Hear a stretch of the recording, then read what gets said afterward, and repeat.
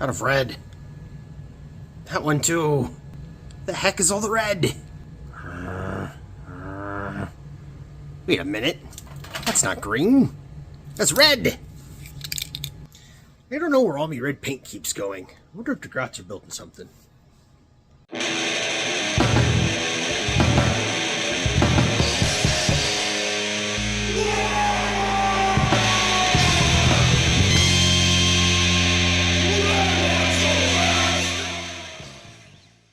Waaaagh! Welcome back to the Rain Ones Go Fast. I'm Old Big Mek, and in this video, we're answering some questions. That's right, friends. It is indeed Old Big Mek here, and yeah, this is a fun and special video. You see, yesterday we hit 2,500 subscribers. That's right, 2,500 of you absolute war bosses, mech boys, and mad docs want to listen to me yammer on about Warhammer 40,000, and that is really, really, really cool. And I thought that a great way to kind of celebrate that milestone was to do a little bit of a mini AMA, or an Ask Me Anything, so that those of you that are new here can get a little bit more backstory, and those of you that have been with me for a real long time can ask some questions that we maybe haven't actually covered in any of these videos yet. So without further ado, let's get into it. All right, so most of these questions are going to come from our Patreon, and if you're not familiar, there's a link down in the description below. Patreon now has a free level as well. You don't always have to be a paying person in order to get benefits on Patreon anymore. So we have a free tier, and we have one paid MechBoy tier. The only difference between them for my channel is that you have to be on the paid tier in order to access my bits services. And if you don't know what that is, well, it's bits. Good old GW gray plastic gold. And the way it works is you let me know if you just want unsorted or if you want actually sorted. You want Old Big Mek to go through the bits, gubbins, and other fun stuff he's got in order to get you exactly what you're looking for. And it doesn't have to be Orcs. I have fulfilled bits for Gene Stealer Colts, Imperial Guard, all sorts of really cool stuff. So yeah, it's a great service, and yeah, you just have to be a paid Patreon member in order to access it, because otherwise I would only be selling bits, and I would run out in probably a week.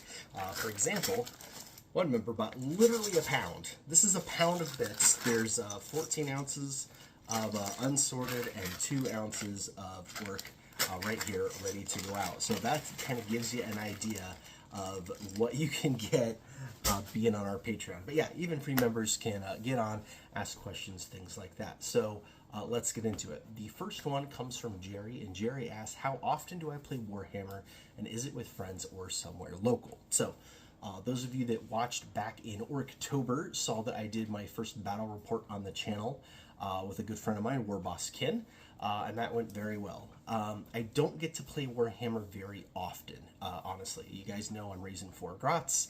I got a family and a job and all that stuff, so having time to actually play Warhammer is few and far between. You know, a lot of my free time is like now, where it's the evening and I've got maybe an hour to myself to do some painting or film a video or something, but getting a 3-4 hour chunk to play Warhammer is a bit hard to come by. That being said, I do play it. I've played quite a few 10th edition games, and I do play with friends, and they are local. In the area that I live, there is a really active group of local guys that play 40K, and they run the gamut. A lot of them are, you know, very serious about tournaments and traveling and doing great competitive games, and a lot of them are really awesome doing these narrative things that they've been going on for months now and putting these stories together, and lots of one-offs and things like that. And so I really enjoy playing with them. We play at each other's houses, we play at local game stores, and it's been a really, really great opportunity. Where I moved from, there wasn't so much of a Warhammer scene, and finding somebody to play with was really hard. So I super appreciate that I do have local friends that's something that we do. And on that note, coming up soon is the Tacoma Open. So that is one of the grand tournaments for the United States for this year. And last year, a bunch of my friends went, and I was super jealous because I really wanted to go, and my schedule just didn't work with it, and I really, really regretted it. And this year, they announced Tacoma Open was coming back, and also there was going to be a new ticket called the Experience Ticket. As I just said, I'm not much of a player. Even when I do play, I'm not very competitive. That's not what I'm in it for. I really like the modeling and the painting and the background and the lore and that kind of stuff. And my favorite games were the ones that were really funny, where something ridiculous happened and stuff like that. So for me to get all min-max and math hammer and go play a bunch of really serious games didn't sound like a good time. The experience ticket is you get to enter the painting competition, which is brand new to the open, which I am super pumped for, and all of the hobby challenges. So they've got like a build and take area and a painting area, and then there's like special miniatures that you can only get at the GT, things like that. And then you can go do friendly pickup games, and they've got like lore quizzes and just all sorts of fun stuff. And so you get to spend the whole weekend doing the tournament with everybody, having a great time, but not actually have to play the 7 or 8 or 9 or whatever, however many games it is, in a row in order to, be there and be a part of it. So the answer to that question is I will be playing Warhammer at least once because I'm going to the Tacoma Open. All right, next we got a couple of questions from Steph. The first one is, what was the first miniature you've painted, and do you still have it? That is a really interesting question. So my background, I got started in this hobby actually through scale model building. That was my first love. My dad taught me how to build scale model cars, and I started building those, and I got into airplanes and things like that. And it was a solid quite a few years before I actually discovered Warhammer. And even then, at first, it wasn't the first miniature game I actually picked up. Back in the day, I was a huge Battletech fan. Anything that was a giant mech suit, I was into. I loved Battletech, I loved Robotech, I had the action figures, any of the G.I. Joe suits. If it was a big robot, I was into it. Transformers was, of course, massive. Ate up everything Transformers, and then later on, like, Power Rangers came out, and they had their thing, and then there was Voltron, and yeah, just anything that was big and robot I was into. So yeah, the Battletech miniatures were actually the first ones that I painted. I probably still have my first Battletech mini somewhere. If so, I haven't seen it in at least 20 years. I'd like to have it though. If I don't have it, I think it'd be fun to get one. As far as first Warhammer miniature, that one's a little harder. I had a couple of secondhand minis from friends and cousins and things like that, but when I actually decided I was going to play Warhammer and I went and I bought my first set, it was actually the 3rd edition starter box, which has the infamous John Blanche Black Templars artwork on it. In fact, I have the box there in the closet. I've shown it off here on the channel numerous times. But it was the special edition launch box that came with a Black Templars captain with the power axe. And yeah, really loved that set. Built all the Dark Eldar, built the Space Marines, everything ballooned from there. But that captain was pretty much, I consider him like my first mini, because he was the first thing I put together coming out of the box, and the first one I tried to paint and all that stuff. He's long gone. I sold all of my Warhammer stuff years ago. It was, let's see, I had played all of 4th, played all of 5th. It was when 6th edition was coming out. There were a lot of changes going on at GW. That's when they stopped allowing third parties to sell online. That's when they killed Dark Eldar. Like, literally, they weren't even going to be a part of the lore anymore. Dark Eldar were just gone. That army was done for. And at the time, I had a huge Dark Eldar army that I had taken to competitive tournaments and won in Ardboys and things like that with it. And yeah, I was disgusted with it. I sold all my Dark Eldar. I sold just about all my stuff, and I basically kept just a little bit of the core of those original Space Marines, and I held on to those for probably another year before selling those two, and they were gone. That being said, from that, I did keep a few things. So this is an incubi from said Dark Eldar army. It's a metal one. And I converted it. These guys, famously, they're just kind of standing straight up like this. They look kind of really dorky and dumb. And I clipped his little thingy off of his foot there and very carefully bent his arm and reinforced it with epoxy and made him this really cool pose. And when I sold my army, I just couldn't bring myself to get rid of him. I also have this one, which there was a term for the head incubi. I forget what it was. But yeah, he was the incubi leader. And I built a custom Sith for him, and and yeah, just couldn't bring myself to get rid of my two favorite conversions. So these are the original paint jobs. I was probably, I would say 14 when I painted that guy. So, we're getting on almost 3 decades on that particular paint job. This one came a little later. I actually repainted my whole Dark Eldar army. It started off as black, like everybody else's, and then I got really bored with it, and I repainted it when I was in my 20s, and painted it like a metallic gunmetal, dark gray. And when I did that, that's when I built and painted this guy. And what I ended up doing is this deep kind of crimson color was the accent color for most of my army. So I did keep 2 of my original minis with their original paint jobs. I also have a new version. Well, not new. I do have the new version of that Black Templar's Captain, the new one that came out. But I also have an old school metal one, like my original, that I've started painting, that a good buddy of mine actually got for me. And I've been off and on painting it. He's really tiny, and I've gotten old, and I actually need glasses, and I don't wear them in a lot of the videos because it reflects. But yeah, they're just not what they used to be, and the really small guys are a little hard to paint. Alright, the next question is, we know you like Orcs the most, but which 40k do you like the least and could use an overhaul? And that was a really interesting question, and I really had to think about it. I like a great many of the 40k factions. I own Orcs and Eldar and Space Marines and Imperial Guard. I had a Tau army that I had to sell when things got tight. I really want to do a Mechanicus army. I really want to do a Chaos Cultist army and a Dark Mechanicus army, and yeah, there's basically not a whole lot out there that I don't like.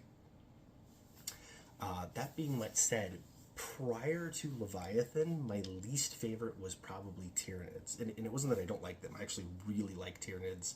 I like the way they look, I like the lore, I like all that. I just couldn't see myself doing an army of them. Because it's just painting them was not something that I was interested in. The new sculpts are way cooler. I really liked all the stuff in the Leviathan. I like the new ones that have the Cthulhu tentacles going on and stuff like that, so I could kind of see myself painting one. But also like just the overhaul of what they did with the minis and the line and the lore, like they're really, really cool. Same thing, yeah, like with the Necrons. I didn't really care for the Necrons until they had their big, huge refresh with Indominus and all that. And now the Necrons are, like, really cool. Yeah. And, like, I have helped one of my sons build a Death Guard army that is actually really cool. Love those sculpts to death. I think for me, what I like the least is Imperial Guard. And I know that's going to sound weird being I just told you all those things and say I have an Imperial Guard army. But for those of you that have been around the block here, you know that I like old school Imperial Guard. I have Valhallan Ice Warriors, and I have Armageddon Steel Legion. And Acadians just don't do it for me. The old Acadians didn't, and the new Acadians with their knee pads really don't do it. And they're just not my thing. There's nothing wrong with them. If you like them, that's awesome. Like, I've seen really great ones. They're just not my thing. Like, I like the Greatcoats. I love the Mordinaire Guard and the Praetorians and, Vostroyan Firstborns. And, like, I love all those old classic Imperial Guard regiments. And so for me, what I would really like to see is the Imperial Guard regiments make a comeback. I would desperately love to see a multi-part plastic kit with a greatcoat. And yes, I know they made the Kriegers. I have a bunch of them. I love them. But they're it's just Krieg. Like, they need to make a generic greatcoat, and then you get the different heads.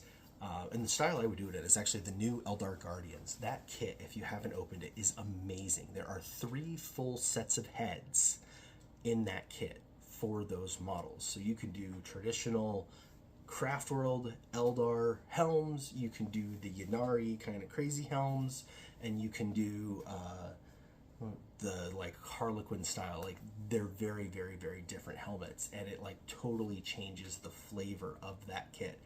Super cheap and easy. Games Workshop needs to do a basic infantry platoon, and yes, it needs to be platoons, okay? We need 2 10-man squads and a 5-man command squad as one troop choice as a platoon. Then you add more stuff to it, add on some heavy weapon teams. That's what Guard is.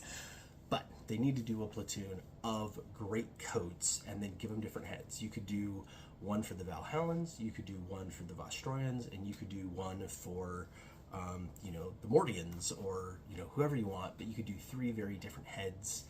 Do a cold weather gear, do a great big top hat, and then do like a gas mask or something, and have a really, really cool kit.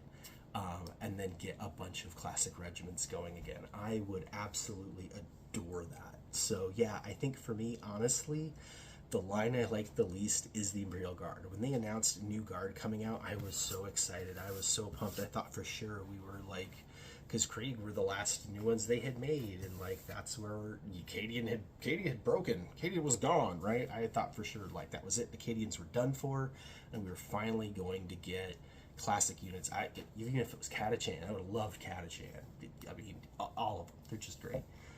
Yeah, that's what I would like redone.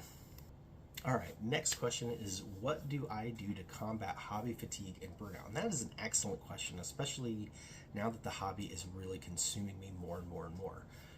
What it comes down to is this hobby for me is my escape. Like I said, I have a day job, I'm raising a family, all those stresses of life, and for me to unwind is to sit down and build some minis, or paint some minis, or read some lore, or even make a video.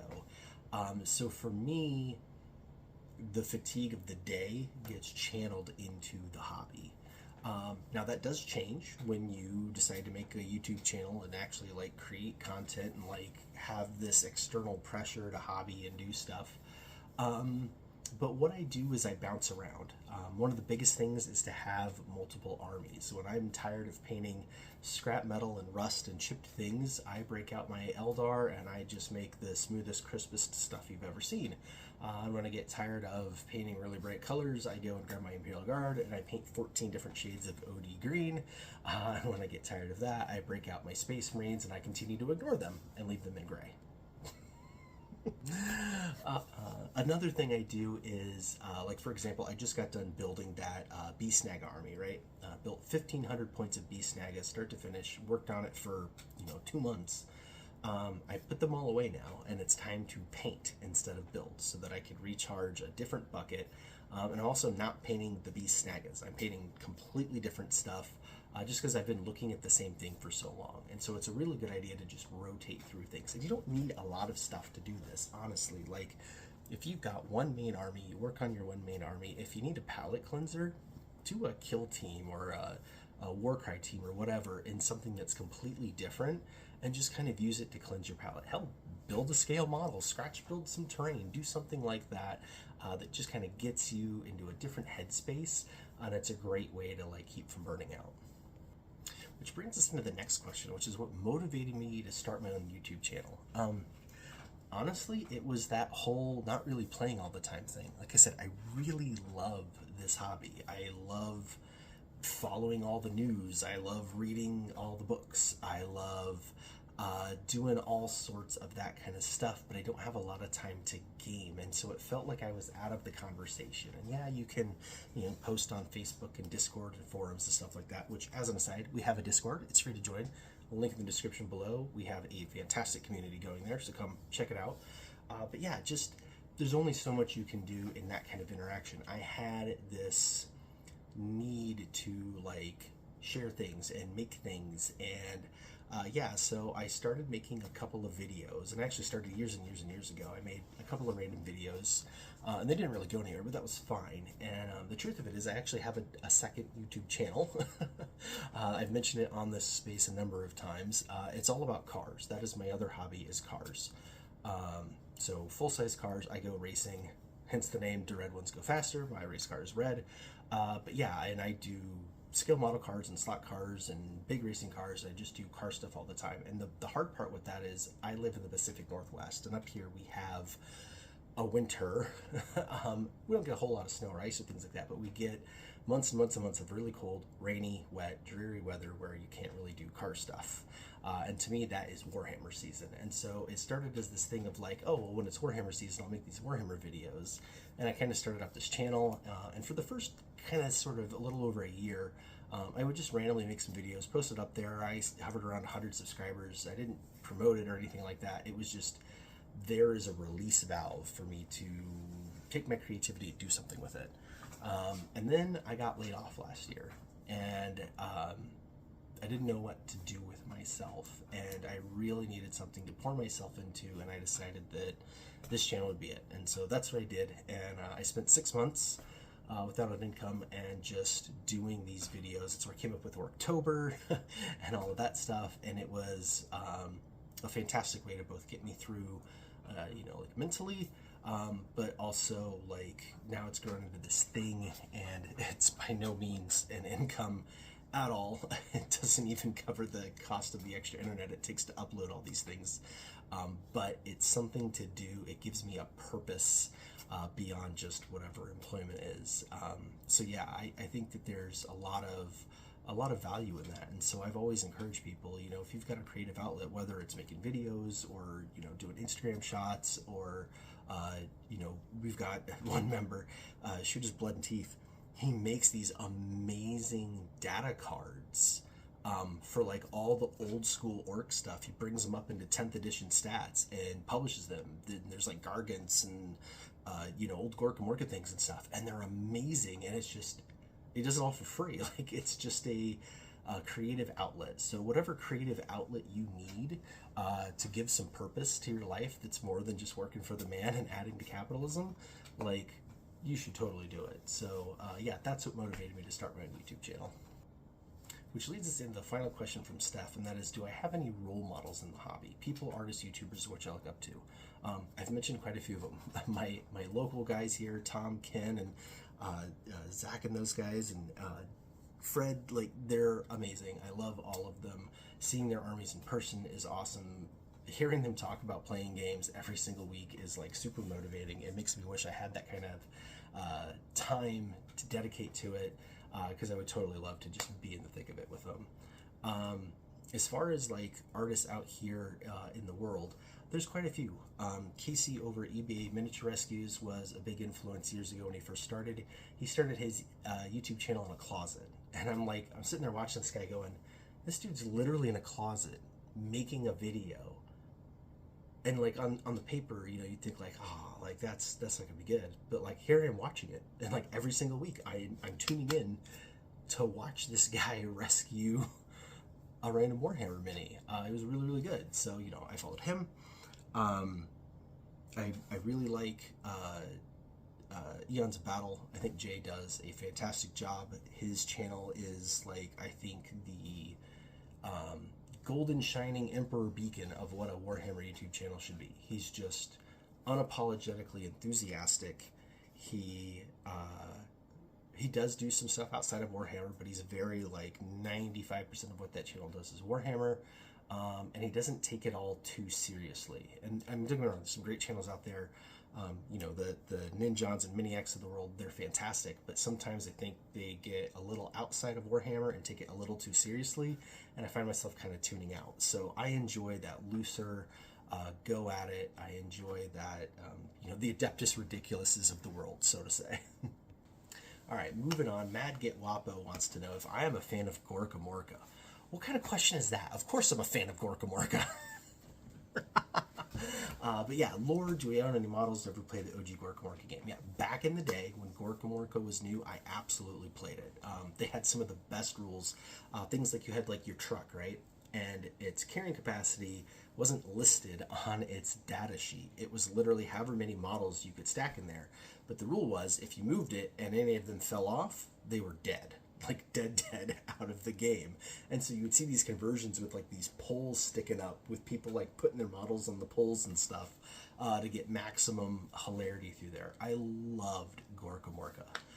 In fact, what brought me back into Warhammer originally, like I said, I got out of it in 6th, is was in my local hobby store one day. At the time I was playing X-Wing real big, and I'd always, you know, wander over to Warhammer and look at it, but nothing was ever enough to really like get me back in. And there was this big giant red box, which you can see right there, called Speed Freaks. And I saw that, and I saw those 2 new Orc buggies and all those bikes, and all I saw in my head was Gorkamorka has been reborn. And I was like, oh, even if I never do Warhammer, like buying that game and getting a bunch of Orcs and being able to play Gorkamorka again with like newer models, absolutely. And that's what got me back in. That's why I'm a Big Mek. That's why I've got all the different buggies. That's why Speed Freaks are my thing. Gorkamorka is absolutely it for me. There's some updated rules out there that a bunch of people have like fandom that are really good. The Speed Freaks isn't quite Gorkamorka in the rules. It doesn't play like that, but it's still a good game in its own right. But yeah, definitely with Gorkamorka. If G-Dubs ever re-released that game, they would be printing money. Like, just, oh my gosh, yeah. 100%. 100%. All right, which leads us into a question from Sam. Now, Sam wants to know, is there another 40k army or tabletop game that I would maybe like to get into that I've just not had the time or the resources for? That's a two-parter, and I'm going to say yes to both of those. One is obviously 40k. I would love to have 15 different armies instead of 4. I really, really would. There's a bunch of Imperial stuff that I would love to do. There's a bunch of Chaos stuff I'd love to do. There's a bunch of Xeno stuff I'd love to do. When I retire, I hope that maybe I'd be in a point in my life that I can open my own little tiny hobby store and just have a wall of armies, so that when somebody comes in and they want to know about, like, oh, well, what is this Death Guard? I could just be like, here, take a look at it, you know? Yeah, I would basically love to have just about every 40k army. I had a Tau army. Like I said, love big robots, but I had to sell it. It was all new in the box, and I just hadn't touched it since I bought it all. Everything else kept getting in the way. And the reason for that is one of my sons is big into Tau, and so I helped him build his Tau army. And again, eyesight, tiny little, the Fire Warriors are really, really, really difficult for me to put together and paint. And then things like the stealth suits are really small. You don't realize how small they are. So it was just a frustrating army. I think that line needs a really big refresh. The new kits are great, but man, the aged kits are really bad. So if they ever like truly redo Tau, I'd like to get into that. For example, the new Kroot that came out. Oh, yeah, I really want that Kroot army. So does my son. I think you know, we could go in together and get that Kroot army. Would be awesome. But yeah, definitely that. As far as other tabletop games, well, first of all, there's a bunch of other GW games I would love to get into. Way back in the day, I played Mordheim, and I really enjoyed that game. And when I stopped playing it, I didn't really think much of it. But then as the years have gone by, and I look back at the things I enjoyed the most, Mordheim is consistently the top as far as gameplay and immersion goes. And so I'd love to do Mordheim again. I'd love for that to get re-released. I know Cursed City came out, but that became a whole thing. And frankly, the aesthetic isn't the same. I don't want zombies and skeletons and crap. Like, I want to be a little Skaven rat running around this town looking for the Warpstone stuff, right? Like, I would love to do that. BFG, Battlefleet Gothic, is and always will be the coolest game GW ever made. and that's a high bar for me, high bar. But man, that spaceship game, those models were nuts. And clearly I'm not the only one that thinks that, because by and far the most expensive Warhammer on the planet outside of like full-size Titans is BFG. Like, Battlefleet Gothic ships go for just stupid money. So I can't afford it, but if they ever did re-release it, I would totally be in there. I thought Aeronautica Imperialis was going to do it. I looked at it, I played it, I had a couple of things, I sold them. It's not the same. It's not airplanes. It's got to be the spaceships. Having kill cruisers and ramming them into Imperial cruisers and Blackstone fortresses and like high fleets and craft worlds. Oh, yeah, was just the coolest. The Warhammer computer game that I played the most is Battlefleet Gothic. So, you know, that should tell you something. Yeah. Old World also looks really interesting. So again, fun fact, history time, way back in the day, my first foray into Warhammer was actually old school Warhammer. I had a friend at school. I went to his house one day to go play around, and on his shelf he had all these little knights and archers and stuff, and I'm like, what the heck is that? And he goes, oh, it's this thing called Warhammer. These are Bretonians. And instantly I was like, well, we need to play a game of that. So we sat down and played a game, and I think, I want to say it was Empire versus Bretonians, but yeah, we played the little game, and I was like, man, that was really, really cool. And then I had some cousins that did it, and they did 40K, and it was like, oh, it's like the Warhammer, but with like blasters and spaceships and stuff. And at the time, I was a big Star Wars head, and it was like, okay, yeah, this is what I want to do. So yeah, Old World, I would love to get into Old World. But also Age of Sigmar calls my name here and there. I've helped, again, one of my daughters does, lost it, the Stormcast Eternals, and she does the Night Goblins, and they've been really, really cool to build and paint. I love the new Cities of Sigmar range. Yeah, I'd really like to get into that. So yeah, lots of Games Workshop stuff. I would basically buy just about everything. I would totally play Necromunda. Yeah, they've got me lock, stock, and barrel. Outside of 40K, there's not a whole lot of tabletop I do anymore, but back in the day there was. Like I said, I started with BattleTech. I've played a ton of different games over the years, especially Star Wars stuff. I was huge into X-Wing, like literally nationally ranked top 100, made final tables at tournaments, won store championships, things like that. Big time into X-Wing, loved X-Wing. Frankly, Asmodee and Fantasy Flight, like they're really good at flushing games down the toilet, and I didn't learn my lesson, because then I got into Legion, and I was super into Legion, and yeah, they started flushing that, and I was like, you know what, I'm done with any of this. So yeah, all the Star Wars is out of my life now. But yeah, there are other tabletop games that are totally interesting. One of my friendly local game stores, my good buddy there, Pete, he is always trying to get me into these other games. Infinity is one that he talks about a lot, and it looks really, really cool. And if I had the time to actually go play games, they have like a weekly thing going on, would be really cool to do. And yeah, so yeah, a lot of those other third-party games actually do look really cool. But to be perfectly honest, I think I would fill my entire space with nothing but Games Workshop stuff first, just because that's the aesthetic and the lore and the background that I like. All right, next question is from Jerry, and this is an interesting one, totally off topic. He wants to know, what do I think the next models GW is going to release are, and what's my opinion on what they did to Psyker's Intent. So for those of you that hadn't seen, I made a prediction video where I put on my thinking cap, and I talked about all the things that were going to come out that were Orcs, because they were going to be next. And then Kroot came out instead and skipped them in line. So I'm still sticking on that video. I think that reinforces my position, because my position is that they're going to redo a lot of the Orcs. And so that's why they got delayed, because they're redoing a lot of them.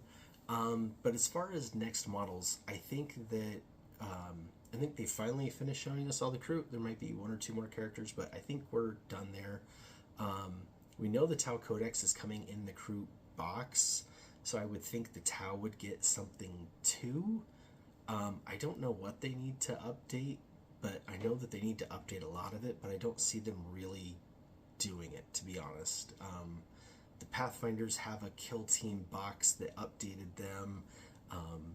A lot of the suits have been updated, but yeah, it's just, I think that whole range kind of needs a little bit of love, the way that they've done the Kroot, where like everything is kind of new, but I don't think they're going to get that this time. So I think maybe one or two Tau units, just to kind of replace the most egregious of offenders that are left, anything left that's fine cast or metal or whatever.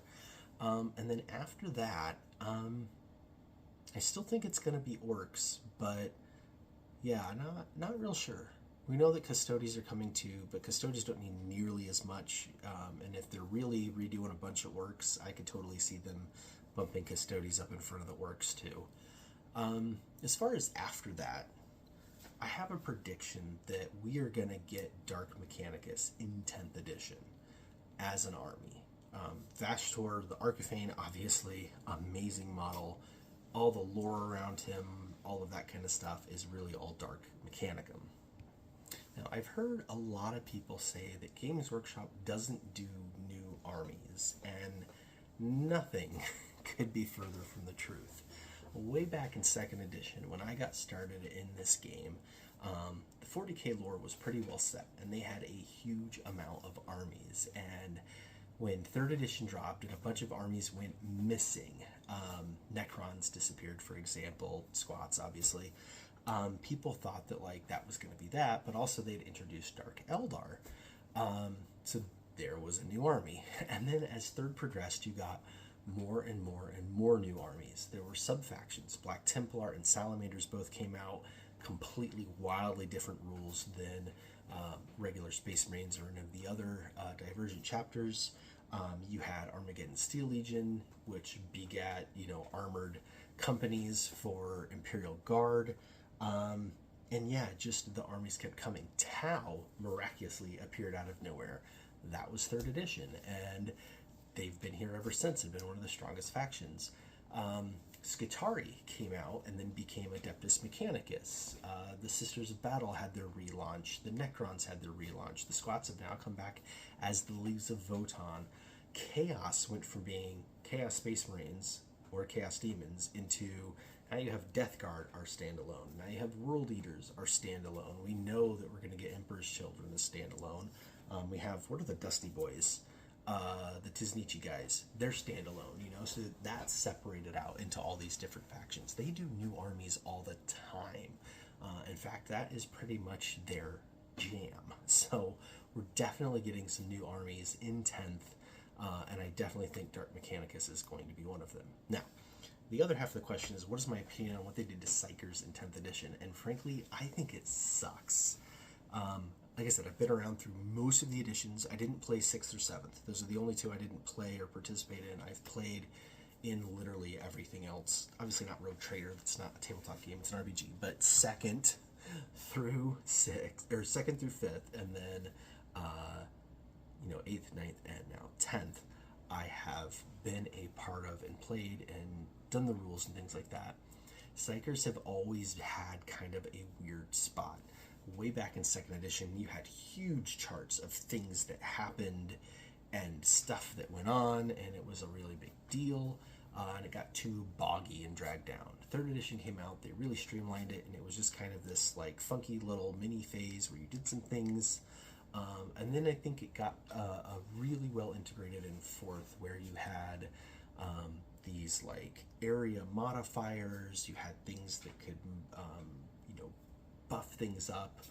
Eldar, Craftworld Eldar specifically, Othwi, I forget how you pronounce it, but the black ones, they had some great psychic stuff going on with buffing their own units or debuffing your units, and then of course there was all the smite and things like that struck things down, and it was really, really well done. I thought that Psychic wasn't bad in 9th, or 8th for that matter. I don't know why they changed it in 10th to just being like a shooting attack, but I think it's crap. I really do. As much as I love Games Workshop stuff, I'm going to call a spade, especially when it comes to their rules, and they really did Psykers dirty in 10th. I think they totally ruined the flavor of it, and I think that they really need to rethink that for the next edition, if not already in fixing it in this edition, because it took all the flavor out of them, and it took all the immersion out of it, and it's just not a good thing. Alright, I think we got time for one last question, and this one is from Green Eggs and Sam, who wants to know how I got into Warhammer Tabletop, which I think I've pretty well covered, but his second half of this question is, what got me interested in Orcs?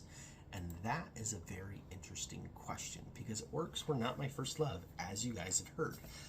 Originally, it was Battletech, and then when I got exposed to Warhammer, it was old school, and I liked Bretonnians, and then I found 40k and played Space Marines and Dark Eldar. So where did Orcs come into? Well, when I dove headfirst into 40k and went to that hobby store and bought that 3rd edition box set, my good buddy at the time, his name was Dan, he played 40k, and he was into it.